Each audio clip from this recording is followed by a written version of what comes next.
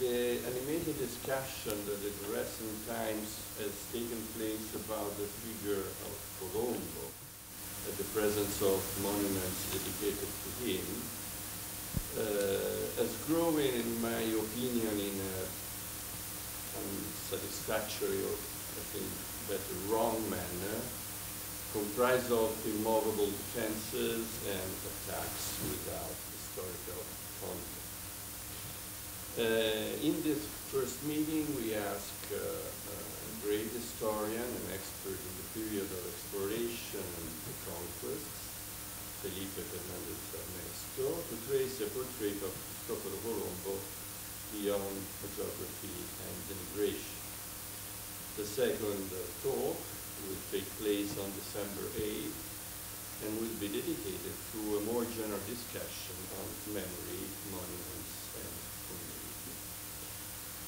Felipe Fernandez-Armesto is William P. Reynolds Professor of History at Notre Dame University, and his most recent works are The Word, A Brief History, Amerigo, the man who gave his name to America, 1492, the year of the word began, and Our America, a Hispanic history of the United States. The title of the speech tonight will be The Seven Secrets of Cristoforo Colombo. So please welcome.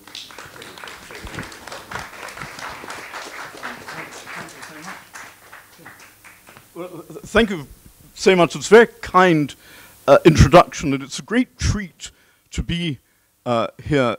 It's such a lovely building and so worthy of housing a serious cultural institute like this one. I feel very honored to be here.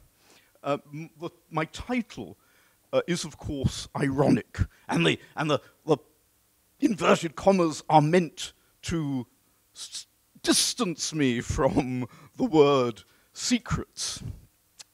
Because, of course, the first secret of Cristoforo Columbus is that there are no secrets.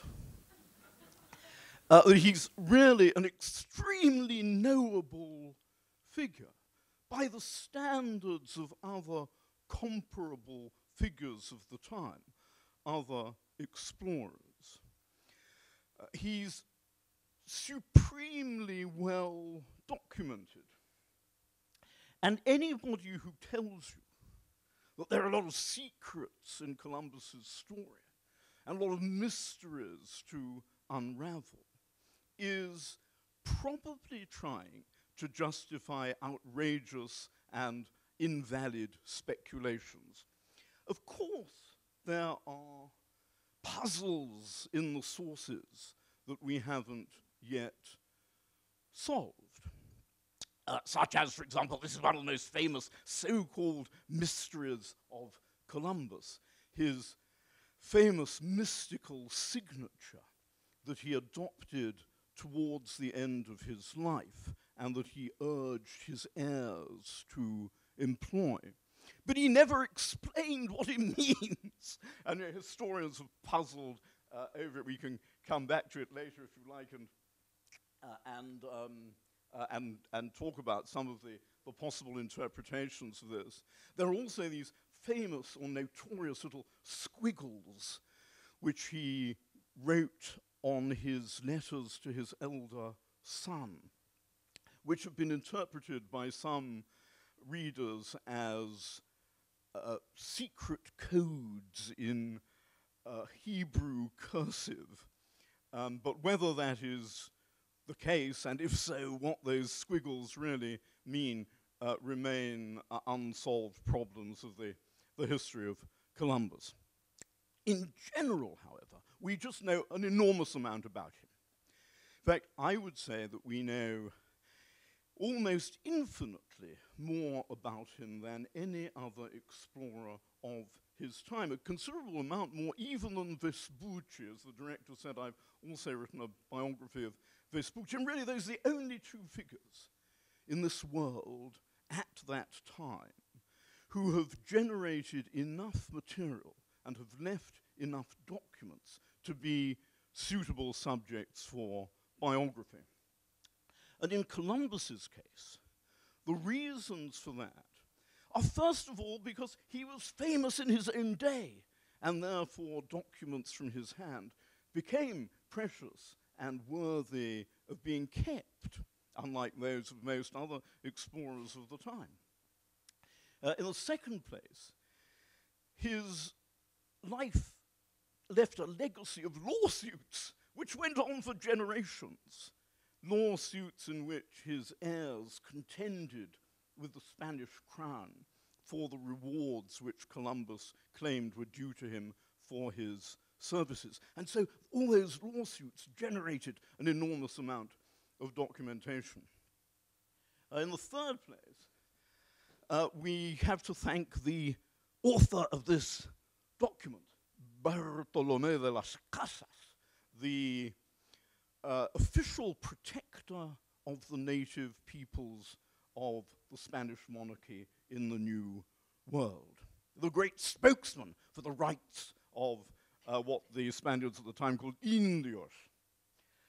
And Las Casas was what we would now call Columbus's literary executor, and collected an enormous amount of Columbus's work, including what you see here, which is Las Casas's digest of Columbus's vast account of his first transatlantic crossing. And the rest of that document has not come down to us, and most of it survives only in Las Casas's transcription. But he included a great many of Columbus's own words in that transcription.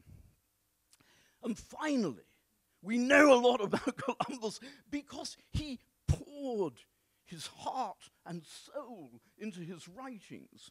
He was a kind of obsessive autobiographer who couldn't stop writing about himself. And again, this is quite unusual for someone of such modest social origins and such a modest profession as that of explorer at the time. Now, of course, most of what he wrote in these heartfelt autobiographical outpourings was lies. But do you know, ladies and gentlemen, lies divulge more than the truth. Because, you know, if you lie to me about yourself, well, say if you tell me the truth about yourself, all I know is the truth you want me to know. But as soon as you lie to me, I also know, provided I have sufficient critical acumen to detect the fact that you're lying, when you lie to me, I also know what you are trying to conceal and what you are trying to hide, and your evasions and those real secrets that you wish to occlude from your readers. So don't let anybody tell you that Columbus is a mysterious or unknown figure. In particular, don't let anybody tell you that his birthplace was a secret. He was Genoese. I mean, not only does he tell us repeatedly that he was born in Genoa. Well, obviously, he may have been wrong about that. I mean, they tell me that I was born in St. Mary Abbott's Hospital, but I was too young at the time to remember, and I presume the same was the case with Columbus. So maybe we shouldn't trust his own memories. But almost everybody who knew him well in his lifetime, who attributes a place of origin, a birthplace to him, says it was Genoa, including, you know, friends of his youth like Michele de Cuneio, who was Savanese and who accompanied Columbus on one of his voyages. And there's a huge paper trail in Genoese archives about a Cristoforo Colombo, who was the son of a weaver, and whose life in every particular corresponds with that of the Columbus who made these famous transatlantic voyages. And if that's not enough to convince you that he really came from Genoa, there's an incontrovertible document which is a statement by his brothers. Back home in Genoa, his brothers Bartolomeo and Giacomo, saying that they are going to go to Spain to meet up with him and to try and gain some patronage from their successful brother. Now, people who won't believe all of that evidence, nonetheless, are perfectly willing to invent phony Columbuses. You know, a Greek Columbus, a Catalan, a Galician, a Scottish, a Polish Columbus, for whom there's no evidence at all. And they do that on the grounds that they don't consider this vast amount of evidence that associates him with Genoa to be satisfactory. But it's more than that, ladies and gentlemen. Unless you acknowledge, unless you understand that he was Italian, and perhaps particularly unless you understand he was Genoese, you cannot understand anything else about him, because his life only makes sense against an Italian provenance.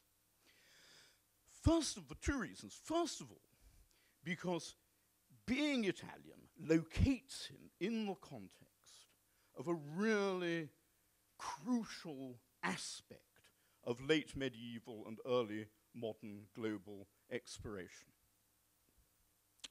The fact that Atlantic exploration started from the mid-Mediterranean.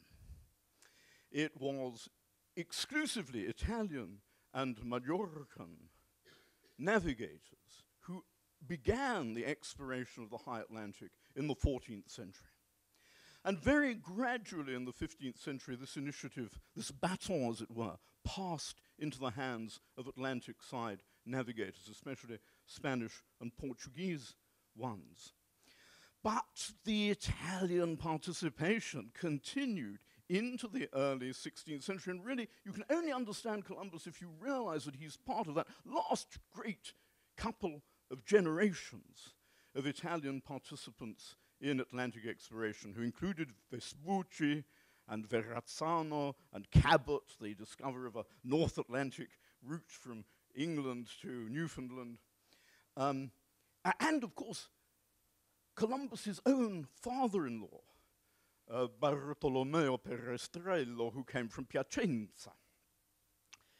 And the second reason why you can't understand Columbus unless you appreciate his Italian background is that without fitting in to a circle of Italian friends in the Italian diaspora in Andalusia, and especially in Seville in the late 15th century, Columbus would never have found a community to support him when he went to Spain.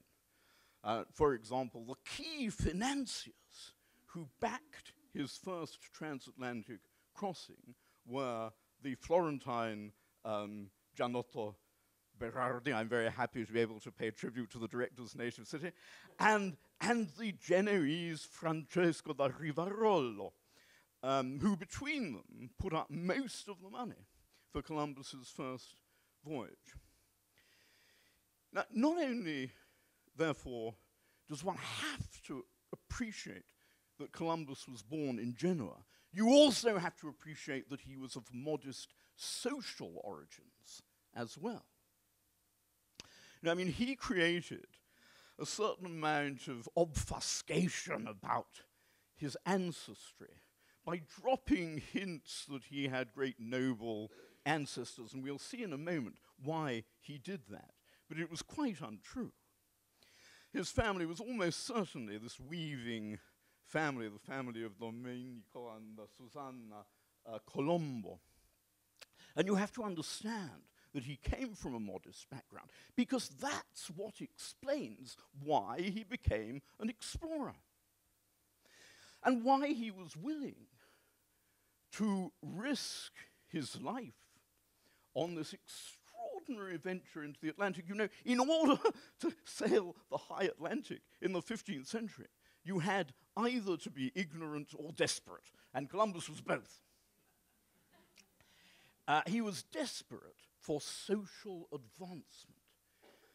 That's the great driving force of Columbus's life. It's none of the things that you find in the conventional historiography. It's not science. It's not, as I hope to show you in a moment if I have time, religion. It's not imperialism. It's not even the search for wealth, except as an adjunct to social status. What he really wanted was to be a nobleman. As his crew complained on his first voyage, according to one of these fragments of his writings that have survived from the time, his crew complained that he was risking all their lives in order to make himself a great lord. And they were exactly right. That was exactly what he was trying to do. That was exactly what he wanted to do. That's why he struggled for years to get patrons who would guarantee him ennoblement as a reward for his services. And you know, he writes, when he finally gets an agreement from the King and Queen of Spain, he writes to them, as it were, confirming his contract, something which I've just done with the Istituto Italiano. He writes confirming the terms of his contract, and it's all about how you have agreed that I shall be called Don, and I shall be Viceroy and Admiral of the Ocean Sea. These were the things that mattered to him more than wealth, more than God, more than the success of the monarchs whom he served. He had two models in mind when he embraced the vocation of explorer. You know, in this period, if you wanted to escape into the acceptance world, if you wanted to realize lofty social ambitions, and you were just a poor boy, a weaver's son, like Columbus, basically there were three things you could do. There was war, there was the church, and there was exploration. And Columbus had two models of the socially successful kind of explorer before his eyes. The first was a real-life model, the model of the so-called knights and squires who had gathered around the Portuguese prince whom we now call Henry the Navigator. And amongst those, ne'er-do-wells, rogues, desperados, who, by taking service with Prince Henry, became knights and squires and gave themselves fancy names and titles. Amongst those individuals was Columbus's own father-in-law, that Bartolomeo Perestrello, whom I mentioned a moment ago. So he had these real-life examples of social ascent achieved through exploration before his eyes. But I think perhaps even more pervasive, even more life-changing for Columbus was the influence of the kind of books he read when he was young. Romances of chivalry. The example I'm showing you here is of one which was actually published in 1493, so the year after Columbus's first transatlantic voyage. It's the Cárcel de Amor of Diego de San Pedro. And the reason I show you this, there's no evidence that Columbus read this one, but I show it to you because although it's a work of fiction, the woodcuts in the 1493 edition are based on the siege of Granada, which was, of course, a real-life episode, which concluded in January of 1492, and Columbus himself was there to see the city fall. And the artist modeled the king and queen in the story on the real-life figures of Ferdinand and Isabella. So this woodcut does take us close to Columbus's real experience, his real world.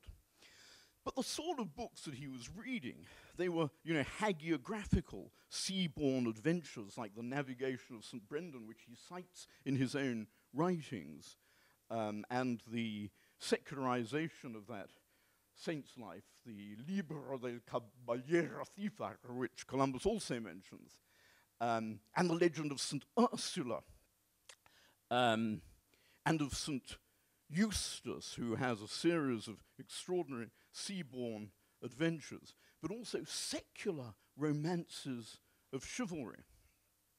And there were a lot of these around. These were what I call the station bookstall pulp fiction of the time. These are what every, modestly educated person like Columbus would read. And typically, they're stories set at sea, which start with a hero who is down on his luck. He's a foundling. He thinks that he's really a prince, or that he's entitled to greatness, just as Columbus claimed to be. You see, that's why he claims noble ancestry, because he's seeing himself already as the hero of one of these fictional romances. And the hero then seeks his fortune by taking to the sea, and he usually conquers islands, often fighting giants and monsters in the course of it, sometimes marrying a princess. Columbus didn't quite marry a princess, he did manage to marry a minor noblewoman. So these are the models that Columbus had in his mind, and I think the single work that influenced him most was a Spanish romance of chivalry, the Libro de Alexandre, as it was called in Galician, which was a language in which it was written. When Columbus compares himself with Alexander, which he does a lot, he's not thinking of the classical hero. He didn't know enough about, ancient Greek history and literature to identify with the real Alexander. He was thinking of the hero of this chivalric romance. I'll just give you one illustration of this. One of the things that's always puzzled historians is that when, on his first voyage, the New World was first seen from the crow's nest at the end of this terribly long and dangerous voyage in which the crew thought they would never get home, when at last they saw the land, the sources are quite unequivocal. It was a sailor in the crow's nest who spotted the land, as you would expect. And the King and Queen of Spain had promised a small cash reward and a silk coat to whoever was the first sailor to see land. And Columbus claimed that reward. And people have always wondered why. Why was he so mean, that he would cheat this poor sailor out of this reward? And the answer is that in the romance of Alexander, Alexander doesn't go to India by land. He goes by sea. And he discovers the coast of India for himself. The text says, "Díjoles Alexandre de todos el más primero, que antes lo vio él, que ningún marinero." Up spoke Alexander, the first of all his crew, that he had seen the land before any seaman knew. So that's because Columbus wanted to be like Alexander. And that's the solution to this puzzle that has so bamboozled historians. Now, of course, this immersion in station bookstall pulp fiction reveals another secret about Columbus, which is that he was not well educated.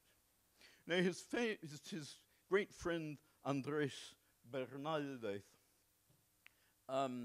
said of him that he was a man of little learning but great intellect. And I think that's probably right. He was an autodidact. He taught himself to read works of geography. But that was late in life, he didn't start doing that until he was in his 30s. And all the, myths about how he'd worked out through studying geography what he was going to do on his transatlantic voyage, that's all phony because he hadn't done most of that reading before. In fact, he did most of the reading when he came back and when he was trying to justify his claim for rewards before the King and Queen of Spain. Nor was he trained, instructed, or even competent as a navigator. This may seem counterintuitive, but Columbus knew very little about navigation. He set his prow to the west on the latitude that he thought was most likely to lead him to a successful destination, and he just kept going. And in order to keep on a westerly track, well, it's very difficult because leeway pushes you off course and so on. But basically, his technique was just to keep heading west. And he created this myth that he was a scientific navigator who used all the latest technology, all the newest scientific instruments of the day, quadrants and astrolabes. And again, a surviving description of his crew's attitude to him tells us that when they got impatient with him and contemplated throwing him overboard, they were going to throw him overboard with those instruments as well, because they were he used these things, these instruments, in order to create the impression that he had esoteric knowledge that the other seamen didn't have. Now, in this engraving, we are not seeing Columbus, we're seeing Vespucci. But this was one of the many ways in which Vespucci modeled himself on Columbus. And you can see how, this is how both Vespucci and Columbus wanted us to remember them. These lonely figures, almost sort of Christ-like figures, with their crew falling asleep like the apostles in the Garden of Gethsemane, whilst the Christ-like hero communicates with the heavens. But neither of them knew how to use these instruments. And in fact, we know how Columbus navigated. He used the passage of the guard stars around the pole star to calculate the hours of daylight. He then subtracted those from 24 to give him the hours of daytime at the latitude at which he found himself. And he then read his latitude off a set of printed tables that had been printed some years earlier in Ferrara, giving different latitudes according to the hours of daylight. And we know that that's what he did, because all the mistakes that he records in latitudes in his writings are the same as misprints in that set of tables. So all of this stuff, about navigating was completely phony. And I suppose this brings us to, another of his supposed secrets, which is, the secret of his motivation. Why did he do all this stuff? Well, as you know, I think it's because he was socially ambitious and he was seeking a means of social ascent, of achieving the rewards of ennoblement. But there is a pervasive tradition that highlights, that headlines religion as Columbus's driving force. And here we're seeing a famous painting by Dali, which is a very strong statement of that tradition. The director mentioned that I'm a professor in the University of Notre Dame, and if you've ever been there, you'll know that one of the great treasures of Notre Dame is a set of paintings by the Italian artist Luigi Gregorio, who came to Notre Dame in the 1870s and decorated the famous Basilica of Notre Dame and also the university buildings with these extraordinary murals celebrating Columbus's achievement in opening the New World to Christian evangelization. And of course that's true. I mean, Columbus did do that. But that wasn't his prime motive, at least not early in his career, not when he formulated and began to execute his plans for a transatlantic crossing. In fact, I cannot find any reference to religion, no mention of God, in anything that he wrote before 1492. The only possible thing is a reference that he's supposed to have made promising the king and queen of Spain that with the money that they'd get from his discoveries, they would be able to reconquer Jerusalem. And the king of Spain is said to have smiled at this, and historians have always interpreted this as an ironic smile, as if the king thought, that's not very likely to happen. But really, I think the king was smiling with pleasure, because King Ferdinand, one of his titles, one of his hereditary traditional titles, was King of Jerusalem, and all Spanish formal edicts of the time begin with a description of King Ferdinand, King of Jerusalem. So I think what Columbus was doing, I don't think it was anything about religion on Columbus's part. He was telling the king what he knew would flatter him and what he knew would make him smile. But apart from that, you don't get any references to religion in Columbus's life until things begin to go wrong. In other words, he was like most of us. He turns to God when he's down on his luck and when he needs divine help. And on his first voyage, when he's on his way home and he's trapped in this terrible storm and he's thinking that he'll never get back, and the account he writes of this is full of how he feels he's never going to see his children again. That's the moment when he has his first so-called mystical experience. And from then on, his commitment to religion grows and grows, and I think certainly becomes extremely sincere towards the end of his life. He goes around a Franciscan habit. His writings become saturated in references to God. It's a bit like Cortés, Something similar happens to Cortés during the conquest of Mexico. When things go wrong and he begins to feel that he's not getting the rewards that he hoped for, that's the moment when Cortés takes on all this religious rhetoric, religious imagery, dare I use the word affectation, because that's what happens in Columbus's case.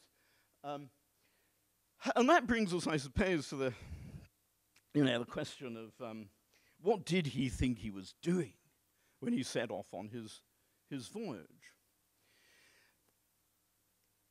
Historians have always been surprised by all the contradictions in Columbus's writings.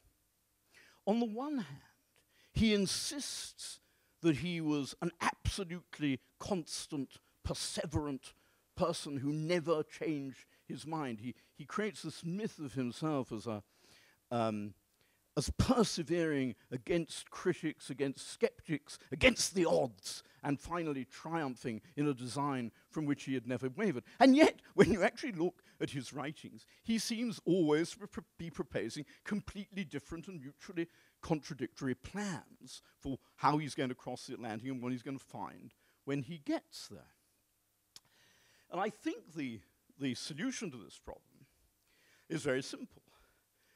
The myth of Columbus as a constant and persevering individual is a myth of his own creation. The phrase I use is the adamantine Columbus that we have inherited from tradition has to be rebuilt in mercury and opal. And the reason why he always seems to be changing his mind is that he really was always changing his mind. And that he changed his description of what he was going to do on this voyage according to the potential patron with whom he was negotiating. Like every good academic grant writer, you address the audience that's going to give you the money, and you play to their desires and their ambitions and their agenda. So at certain times, Columbus was doing what, this 15th century map of the Atlantic, which is full of speculative and non-existent islands, does. He was suggesting that maybe he could find new islands, which perhaps could be profitable. At other times, he was suggesting that he would find a new continent. Ironically, of course, that's what he eventually did find, the so-called Antipodes, which had been described in various classical geographical writings, but in the existence of which few professional geographers at the time believed. And at other times, he proposed that he would find a short route to China, which, if it had been possible, would have been very valuable, because China was the world's leading economy at the time, and the whole of the West was poor by comparison. Everybody wanted to open trade with China if they could. But of course it was too far away, and everybody knew that. People knew perfectly well how big the world was. That had been calculated accurately by Eratosthenes in ancient Alexandria. There was no doubt about that. So all of these plans of Columbus's, he kept switching between them, but none of them convinced a patron to back him until 1492, and the reason for that is that suddenly, in the 1480s, Atlantic exploitation, particularly sugar production in Madeira and the Canaries, whaling products and cod fisheries in the North Atlantic, the gold trade of the West African bulge, suddenly, in the 1480s, all of these activities began to yield profits. And that's why financiers were willing to put a little bit of money behind Columbus just to see if he did turn up something that might be useful. And they were willing to do that because he didn't matter. He was an insignificant weaver's son. And he was a cheap date. Because he didn't want a lot of money up front. He wanted titles of nobility. And of course, provided the king and queen were willing to give him those, it meant that his financial backers could, for a small outlay, hope for a substantial gain. And that's what took Columbus across the Atlantic. And the fact is that all the debate about where he was going doesn't matter, or at least it didn't matter to him. He didn't really care whether he would find islands or mainland or China. What mattered to him was whether he would arrive in a social sense. And yet, in spite of all these limitations on the enterprise, it turned out to be one of the most spectacularly revelatory events in the history of the world. Because, of course, Columbus really did discover America. Now, all the debate about whether it's appropriate to talk about him discovering America is really, in my humble submission, pretty silly. Because, of course, you know, the people who lived in America already knew it was there. But even they had no conception of what this hemisphere was like, or how it fitted into the geography of the world. So Columbus really did discover America, not only for his fellow Europeans at the time, but for the whole world, including its own inhabitants, because one of the long-term effects of his voyage was that this revelation of what the world was like was shared amongst all its peoples, including Native American ones. But in any case, you know, to speak of discovering America really misses the point of what he did.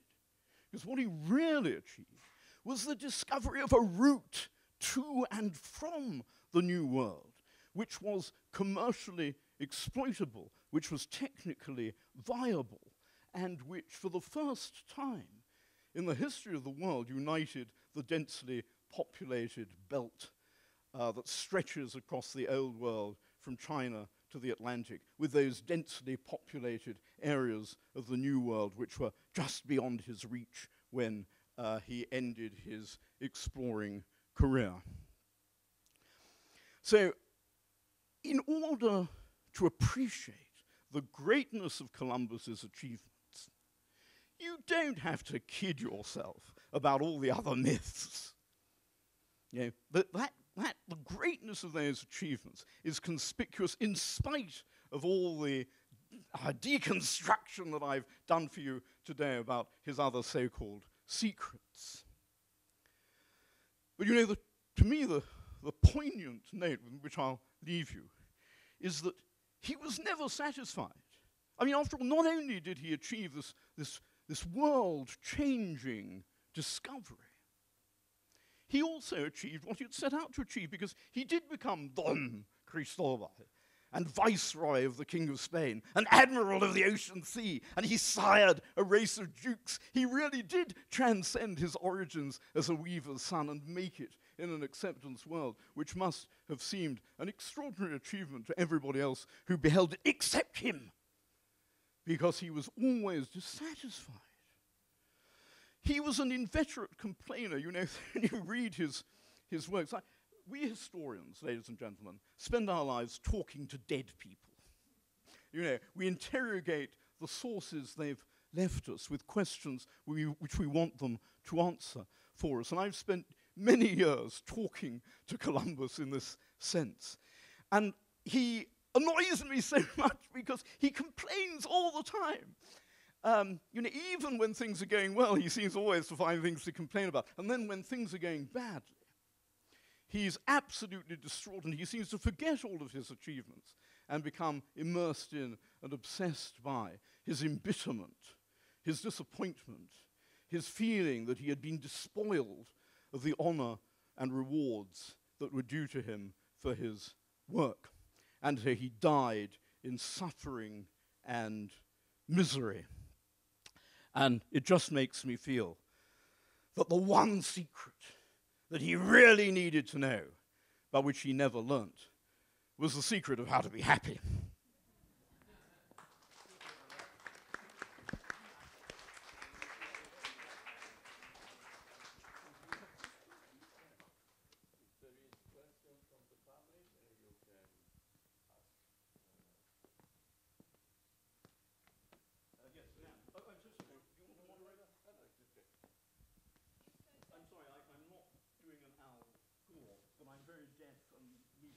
You said that he was not really a navigator, that he was basically had all these instruments he didn't know how to use. Then, was it sheer coincidence that he found the New World? Yes, of course it was, because nobody knew it was there. Of course it was a coincidence. And he might have missed everything. You know, when he was sailing through the Caribbean, he could have missed all the islands, rather as Magellan did. You know, he missed scores of islands when he was sailing through the Pacific. He just sort of sailed between them, he never sighted any of them. And that might have happened to Columbus. It was less likely to happen to Columbus because he was sailing, by the end of his voyage, he was in an area which, I'm sorry, I have to, forgive me, ladies and gentlemen, I have to hold this microphone. It makes me look like Frank Sinatra or something. But it's because the event is being recorded. So he probably wouldn't have missed them because they're relatively densely packed in the Caribbean. But in the sense that he wasn't looking for them, yes, it was a kind of accident, it was a kind of coincidence. But you see, he used what the French historian of navigation, Paul Ladan, called navigation primitive célestielle. So he was using this method where you watch the guard stars surrounding the pole star, and that gives you, their motion gives you if you keep watching them all during the night, and you time when they appear and when they disappear, that gives you the hours of nightfall. And he then subtracted those from the hours of daylight, and that gave him a figure for latitude according to the hours of daylight. And he just read that off the tables. You know, people used to think, well, some people still think they're wrong, that he used the system of navigation called dead reckoning, where you just set a course and you time how long you travel on that course, and you estimate your speed, and that gives you your distance and it enables you to plot where you've gone on a chart. I think he certainly tried to use that, but his main method was this primitive celestial navigation. So how did he convince the king and the people to give him the money? Oh, well, the king and queen didn't give him any money. I mean, the famous story of Queen Isabella pawning her jewels, that's romantic drivel, you know. She wasn't that stupid, you know.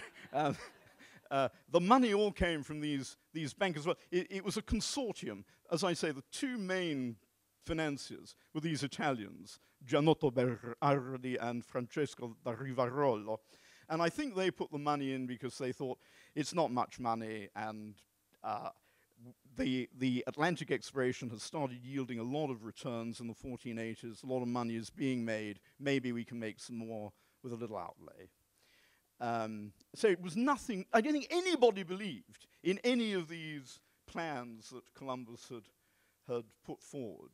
But there was always the chance that he might find something profitable. And the rest of the consortium was made up of courtiers who put together a supplementary amount of finance that paid for the supplies and the ships and so on. I beg your pardon, I don't know who was next. I think you, sir. May I go? It was crazy. We went to school in Italy, you know, we studied Colombo in the elementary school. It was crazy with discovering that the earth was not flat. Oh, for God's sake. Also, they added the Nuovo di Colombo. Any truth to that? No, of course not.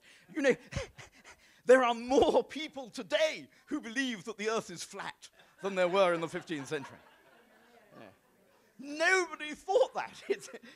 It's one of the silliest myths that you could possibly hope to define. It started. You know how that myth started? It was invented as a joke by Washington Irving. You know? And of course it is the fate of the ironist to be taken au pied de la lettre, you know. And that's what happened. I mean, everybody knew the world was round.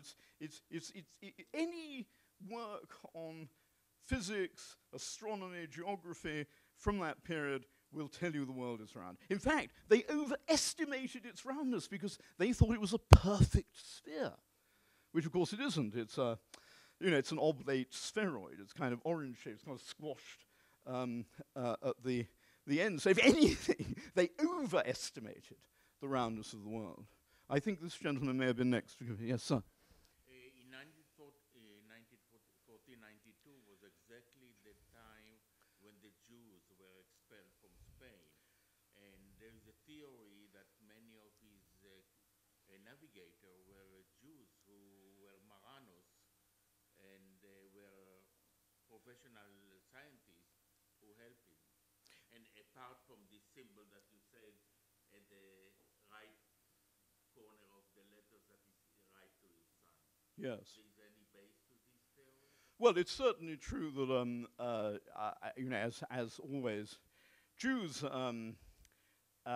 considering what a small community we're talking about historically, have contributed a disproportionate amount to science. That is the most extraordinary fact about Jewish history. Jews have been preeminent in contributions to science. And that is certainly true of late medieval astronomy, navigation, and geography. We only know of one Jew on Columbus's first expedition, and that was the interpreter, who went along because the monarchs or the financial backers thought Columbus might meet some people who spoke Arabic or Hebrew, so they needed an interpreter who spoke those languages. Of course, this interpreter proved singularly useless on the expedition. So we don't know of any other Jews who took part in the expedition, but sure, I mean, a lot of the astronomical works that were circulating in circles that judged Columbus's claims when he got back to Spain included Jews and were using a lot of Jewish work. The question of whether Columbus himself was Jewish is much harder to answer. There's really no evidence apart from these squiggles.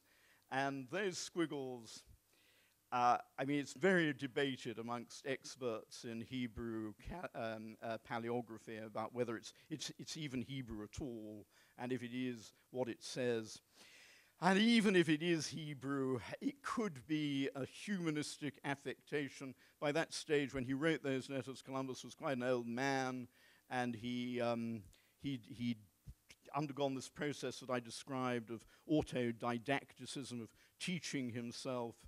He'd taught himself Latin, he'd read a lot of scientific work, and of course it was a strong element in the humanist curriculum in Spain at the time was to learn Hebrew as well. So there could be lots of explanations for those squiggles, even if they are Hebrew, without ascribing Jewishness to Columbus. The Jewish Columbus, I'm afraid, I think is probably a bit like the Greek Columbus and the Catalan Columbus and the Polish guy. You know, everybody wants a piece of this guy, especially in the traditionally, until now. Now Columbus is a rather unpopular figure, but you know, traditionally in the United States, to be able to claim Columbus as your compatriot was quite a bonus. I don't know who's next. Shall I go to this gentleman next, and then I'll come to you, sir? Yes. Thank you. Did the Italian backers of Columbus get repaid? No, thank you very much. That's a really great point. No, in fact, Gianotto Berardi loses everything. Because when Columbus comes back, it looks at first as if he's discovered something wonderful. And Berardi then invests the whole of his fortune in Columbus's next voyage. And it proves to be terribly disappointing because it turns out he hasn't got anywhere near China. The gold that he found on his first voyage turns out to be very small amounts. The only thing they can do to recover their money is enslave natives. And they start doing that. And then, of course, the king and queen of Spain say, no, you can't do that. You're not allowed to enslave these people. They're subjects of the crown, and they're going to be Christians, so it's not lawful to enslave. So they have nothing. They've got no way of making money out of these discoveries. And Berardi dies in poverty. And he leaves this will. And it's such a pathetic document. You read it. He says, he appeals directly to Columbus. He calls him the Admiral, and he says, I beg the Lord Admiral to look after my poor, destitute daughter because I have nothing to leave her.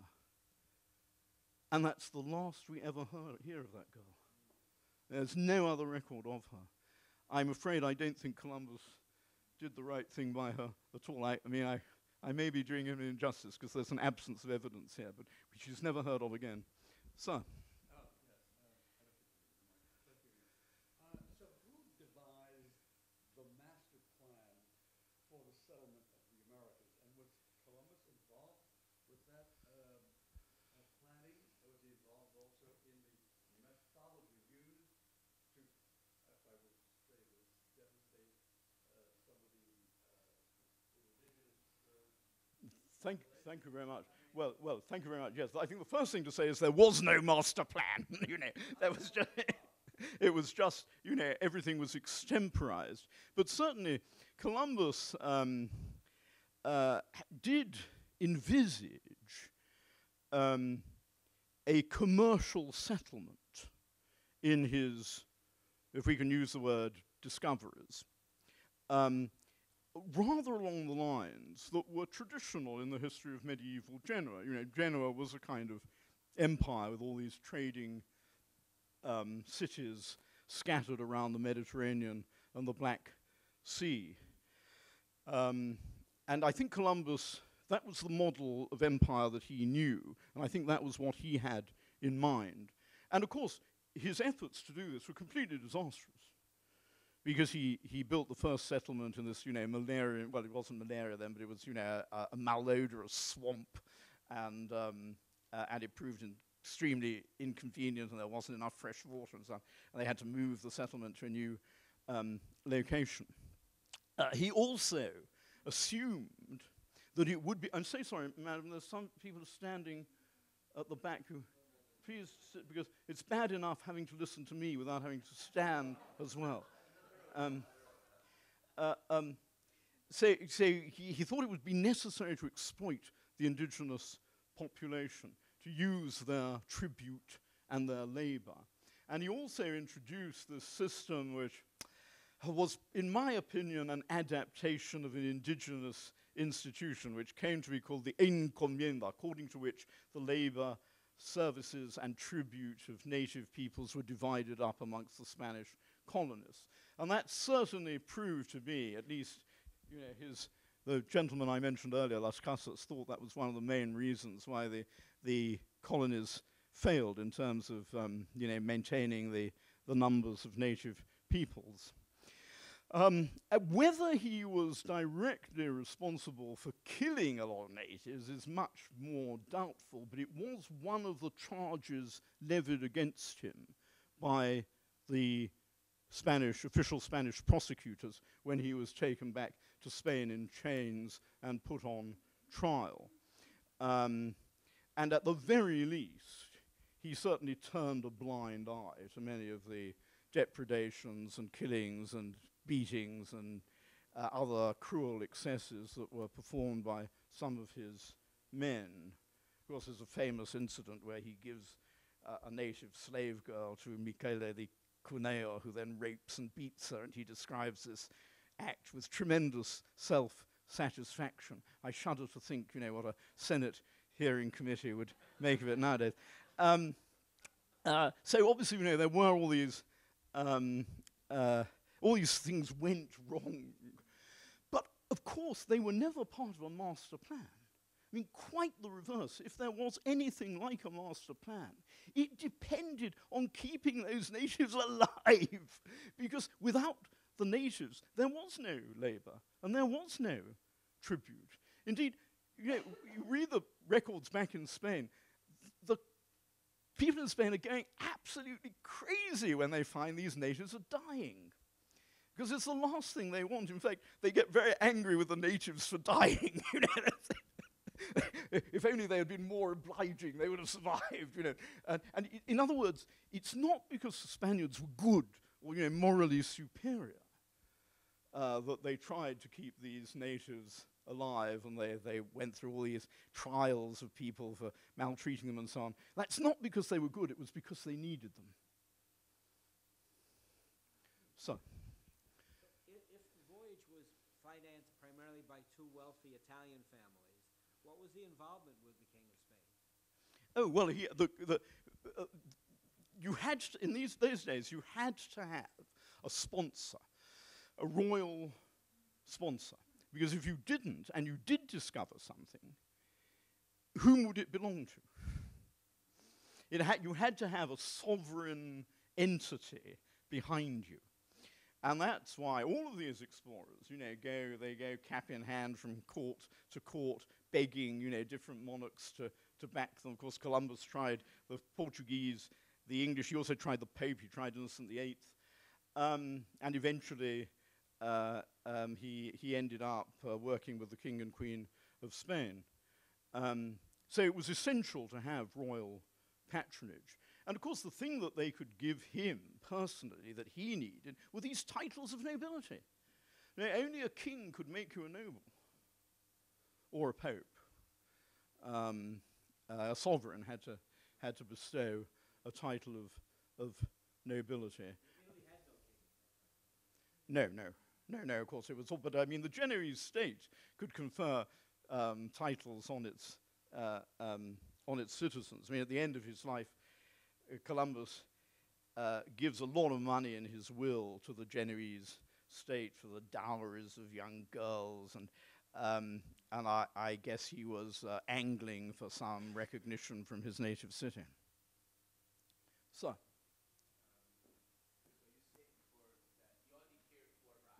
I'm sorry? Yes. Before you mentioned that he only cared to arrive. So yes. What motivates him to come back 3 times? Yes. Thank you very much. He wanted to arrive in a social sense. We do speak, don't we, of arriving socially, of making it to the social rank that you're seeking. So in that sense, he wanted to arrive. I don't think he cared, whether it was China or what. I mean, the difficulty was for Columbus that by the time he made his final voyage, he had promised his backers that he would find China. I don't think they were too worried about that, but he had staked his reputation on his promise to find China. It therefore became absolutely vital to him to prove that he'd done so. And a lot of the nonsense that you find in many of his later writings was a result of this desperate effort to represent what he'd found as China, or something very close to China. He keeps saying, I found more signs of civilized living amongst these natives, so I must be getting closer to China.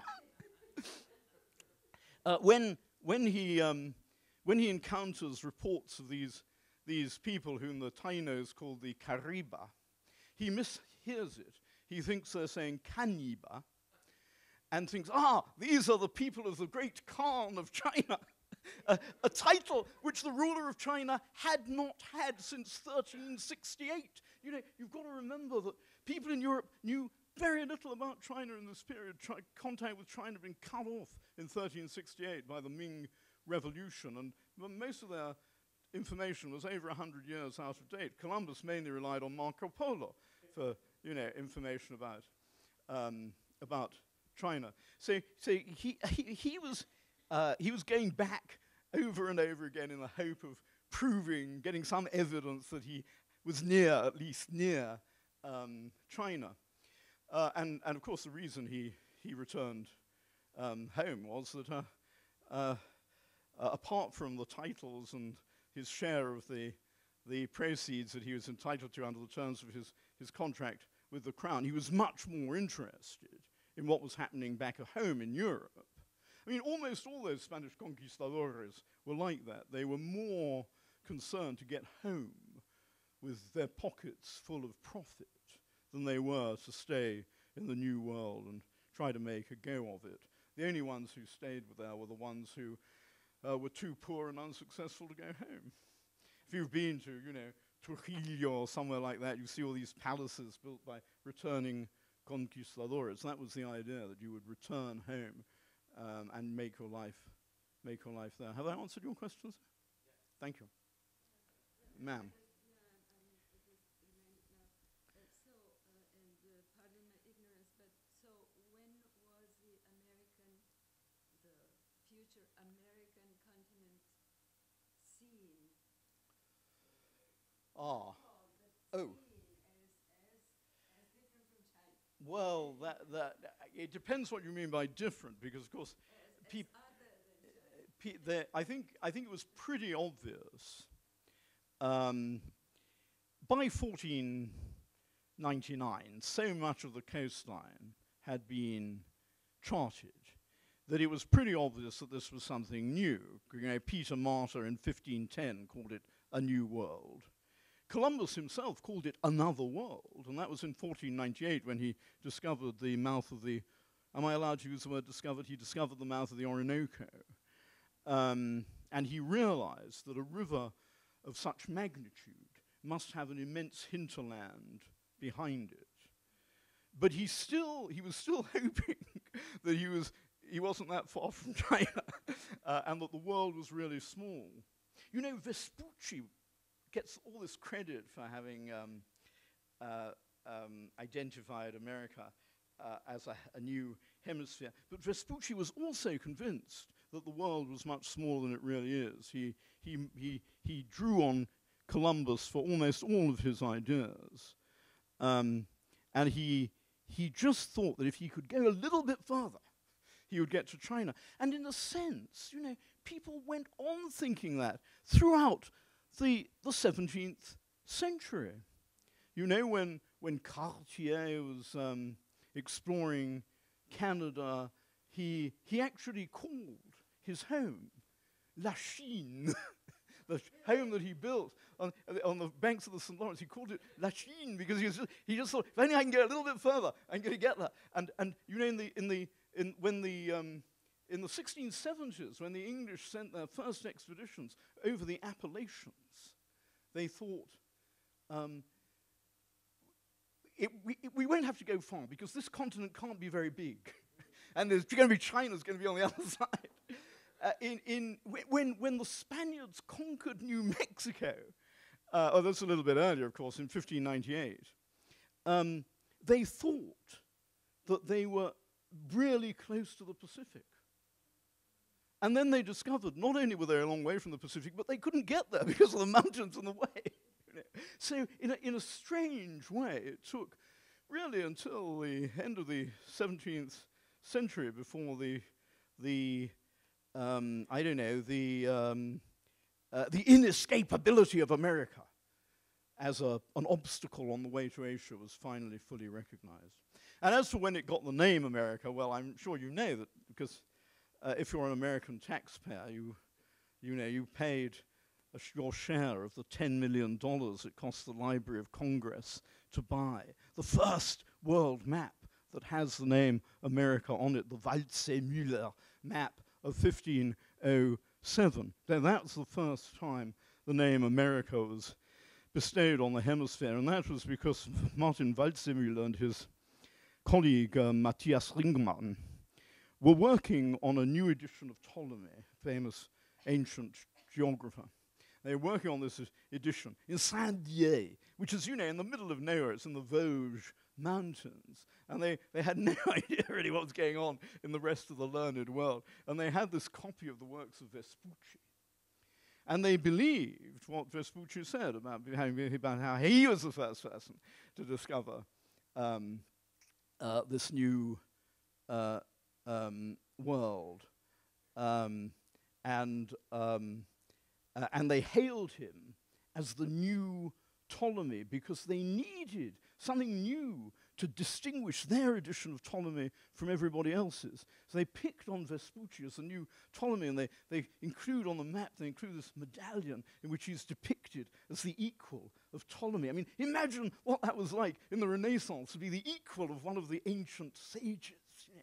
And so this entire write-up of Vespucci, including giving his name to the new hemisphere, was really the result of a series of mistakes made by these cosmographers in Saint-Dié. And in 1513, when Waldseemüller produces a new edition of the map, he's realized his mistake, and he takes the name America off the new map. And he includes a legend which says, these lands were discovered by Columbus by order of the King of Castile. But it was too late. By that time, the name America had already stuck. And I mean, this is irrelevant to your question, madam, but it's worth knowing this. I mean, as the director mentioned, I've also written a biography of Vespucci, which I think is much better than my book on Columbus, because I really did make some stunning, am I allowed to use the word discoverers, including, and this is the really amazing thing, that in his youth, Vespucci was a pimp.